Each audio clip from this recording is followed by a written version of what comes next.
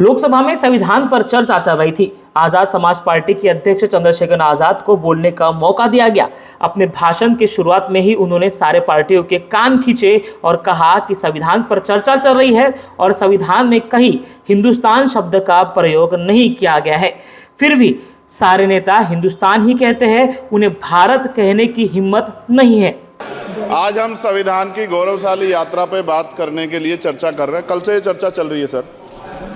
मैंने बहुत सारे दोनों पक्ष के और जितने भी हमारे मेंबर हैं सुना सर, उनको बड़े बड़े नेता हैं सर। इसके भाग 1 में लिखा हुआ है India that is Bharat, Hindustan नहीं लिखा हुआ है सर।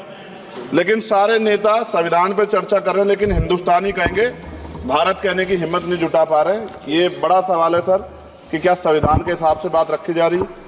इसके बाद जब स्पीकर ने उन्हें भाषण समाप्त करने को कहा, तब चंद्रशेखर आजाद पुरजोर विरोध करते हुए स्पीकर पर ही झल्ला बैठे।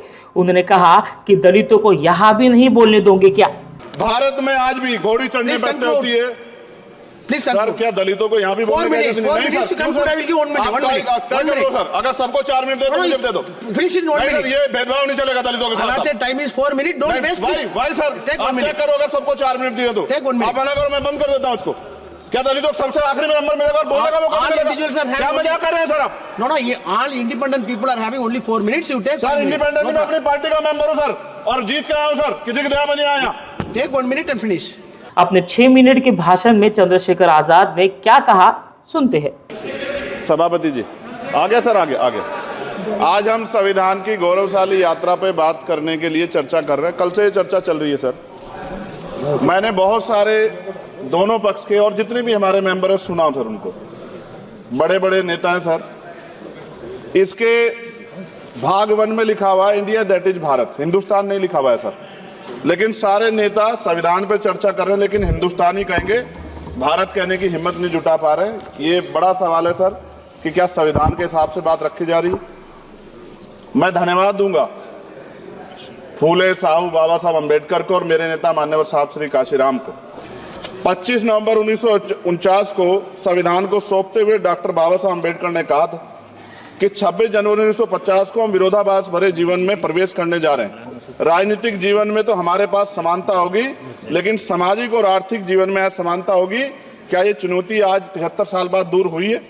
भारत ने 26 जनवरी 1950 को संविधान लागू होने के साथ खुद को एक संप्रभु लोकतांत्रिक और गणतांत्रिक राज्य होने का ऐलान किया। लेकिन सर, उस समय संविधान की स्थिति ये थी कि जैसे गांव का कोई आदमी, मैं 50 की बात कर रहा हूं, वो 50 साल पहले शहर में आ जाता और बड़े लोगों की महफिल में चला जाता, उस जहां वो खाना खा रहे हो, और वो टेबल पे नैपकिन को खा के जो है ये कहता कि ये तो फीका, क्योंकि वो जानता ही नहीं था, वो समझता नहीं था संविधान को। संविधान है क्या? संविधान उसके लिए महज दस्तावेज था।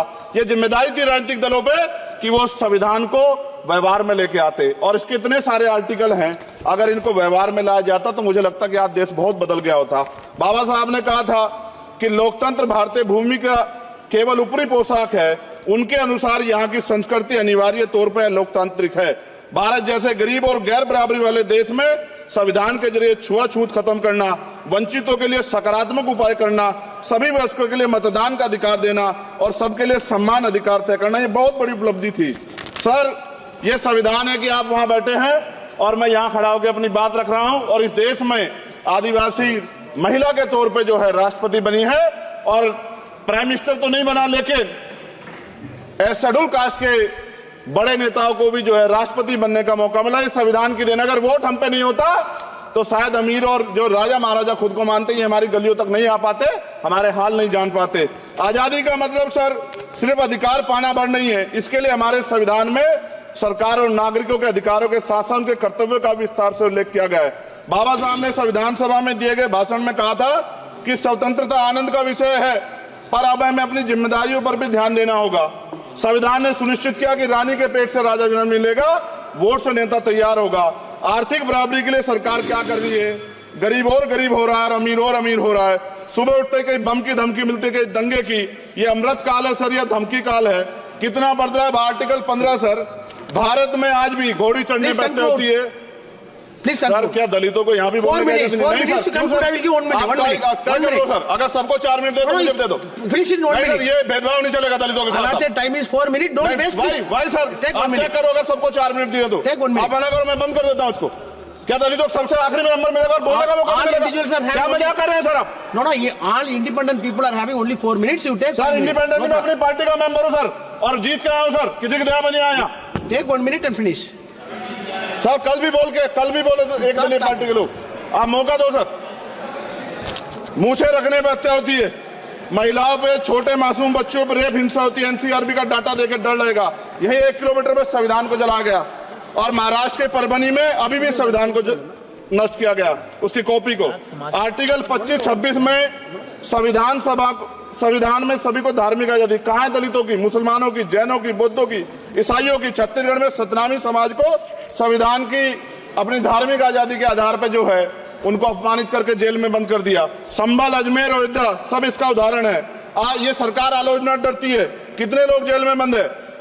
मिरान हैदर, खालिद सैफी, उमर खालिद खान, सिफा खान, गुलफ्शा फातिमा और आजम खान साहब राजनीतिक विरोध में बंद है। सरकार यहाँ बैठी है, सरकार सामाजिक न्याय की बात करती है। बताए कितने दलित मुख्यमंत्री बना रखे हैं आपने? 13 ज्यादा सरकार स्टेट में सरकार है। कितनी महिला मुख्यमंत्री है? आपकी सरकार ने सुप्रीम कोर्ट के आदेश के बाद रिजर्वेशन प्रमोशन में जारी नहीं किया, और ओबीसी को पॉलिटिकल रिजर्वेशन आप देंगे नहीं देंगे, आप बताने का काम करें। मैं 75 साल की गौरव यात्रा में हम एक सभ्य समाज नहीं बना पाए, इसलिए जाति आधार पर SC ST OBC के बच्चों को प्राइमरी स्कूल से लेकर उच्च संस्थानों में भेदभाव किया जाता है। सरकार निरंकुश हो गई, कोई बुलडोजर से कार्रवाई करता है। कल मंत्री जी ने कहा हमने राष्ट्रीय पिछड़ा वर्ग आयोग बनाया, 69 शिक्षक भर्ती में उसकी सिफारिशों को नहीं माना। EWS के जरिए आपने संविधान पे, आरक्षण के प्रावधान पे हमला किया। 1 मिनट में खत्म कर रहा हूं सर। संविधान सर, न्यायपालिका में आर्टिकल 124 ये कहता है सर, ये अधिकार जो है। Sanjay sir, please conclude sir 1 minute में प्लीज संविधान में न्यायाधीशों की नियुक्ति का अधिकार राष्ट्रपति के द्वारा होना चाहिए, अभी तक नहीं हो रही है। All India judicial service commission कब बनेगा? क्या चंद परिवार ही सर जज बन सकते हैं? और आज हम सर, मैं सरकार से सवाल पूछना चाहता हूं सर, सेवाओं में SC ST OBC वर्ग का कितना प्रतिनिधित्व है? भारत सरकार के मंत्रालयों के अधीन PSU में, बैंकों, बीमा कंपनियों में और स्वस्थायी संस्थानों में आउटसोर्स तथा कॉन्ट्रैक्ट पर वर्तमान कार्यरत कर्मचारी कुल कितनी संख्या है? आउटसोर्स और कॉन्ट्रैक्ट में कार्यबल SC ST OBC कितना प्रतिशत है? निजी क्षेत्रों में कार्यरत कर्मचारी, उनके SC ST OBC की वर्ग लाभ। सर खत्म कर, लास्ट पॉइंट सर, मैं फिर स्पष्ट तौर पर कह रहा हूं सर, यहां बैठे SC और OBC के मेंबर से कह रहा हूं सर, उनको सामाजिक जिम्मेदारी का ध्यान भी रखना चाहिए। पार्टी के प्रति वफादारी के साथ साथ अपने वर्गों के प्रति ईमानदारी भी रखनी चाहिए। ईमानदारी नहीं होगी तो इन वर्गों का भला नहीं हो सकता, और हमें बहुत सरकारों से उम्मीद नहीं है। बहुत बहुत धन्यवाद सर।